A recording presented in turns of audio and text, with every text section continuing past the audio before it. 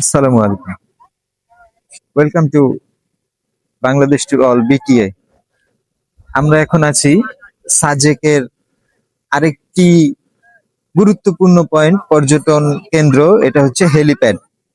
এটা হচ্ছে মূলত আর্মিদের হেলিকপ্টার নামানোর জায়গা।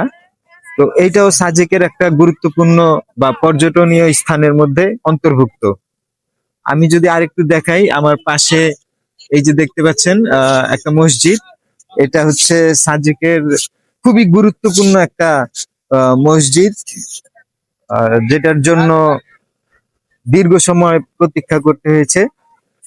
তাছাড়া এইখানে বিশেষ করে এমন একটা কেন্দ্র, সাজেকের মূল ভিউটা, সাজেকে আসার মূল উদ্দেশ্যটা এইখানে না আসলে পূরণ হওয়া সম্ভব না।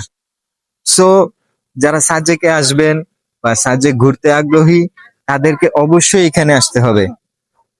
এখান থেকে আপনি সরাসরি মেঘকে ছুঁয়ে দেখতে পারবেন। এটা হচ্ছে এমন একটা জায়গা।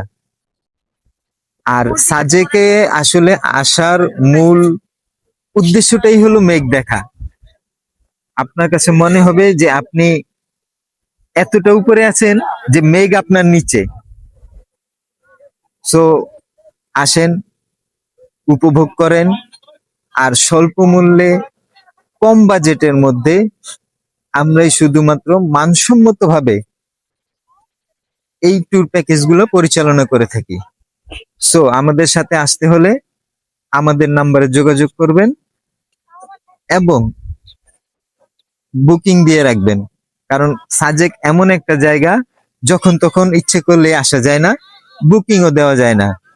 সো যদি ঘুরতে হয়, অবশ্যই বাংলাদেশ ট্যুর অলের সাথে ঘুরবেন এবং বুকিং কনফার্ম করবেন। কারণ সাজেকে বুকিং কনফার্ম আগে থেকে না করলে রুম পাওয়াটা সো টাফ। এখানে মূল গুরুত্বপূর্ণ বিষয়টাই হচ্ছে রুম। কারণ এখানে থাকার জায়গার খুবই খুবই সংকীর্ণ। এখানে কটেজ আছে কিন্তু খুব কম, এজন্য আগে থেকে বুকিং দিতে হয়।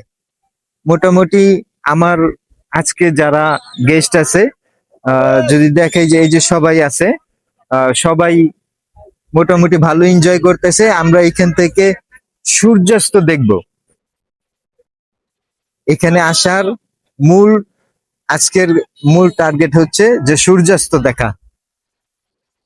আর ভিউ, যেমন বাংলাদেশ সাইড যেটা, এটা হচ্ছে, যদি এখান থেকে দেখি, এখান থেকেও আমরা মেঘ দেখতে পারবো। পাশাপাশি মিজোরাম অর্থাৎ ভারতের যেই সাইড আছে, এই সাইডটা থেকে আরো বেশি সুন্দর দেখা যায়।